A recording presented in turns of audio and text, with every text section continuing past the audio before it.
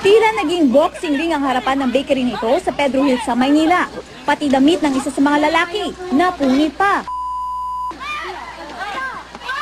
Kanya-kanyang suntok at ilag ang mga lalaki. Mainit ang labanan na bahagya lang humupa nang mapatumba ang isa.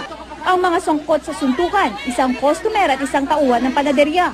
Kwento ng tindera ng bakery. Bumibili po siya sa akin, tapos sabi ko po, alin po? Sabi niya, ikaw? Sabi ko gano'n, sabi ko po, tinapay po yung pinagbebenta dito, sabi niya. Sabi niya, magkano ka ba? Dagdag pa niya na umorder din ng cup noodles ang lalaki pero di naman daw kinuha at pilit na umorder ng bulalo.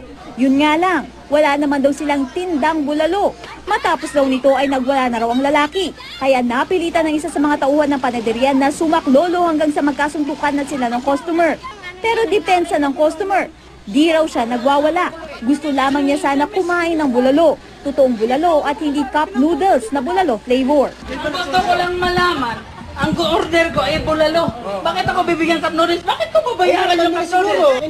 Pare ang bulalo, mga buto-buto, may laman. Pare, sinusutot ang bulalo, pare. Ang cup noodles, pare, noodles. Noodles, pare. Bigyan yung cup noodles.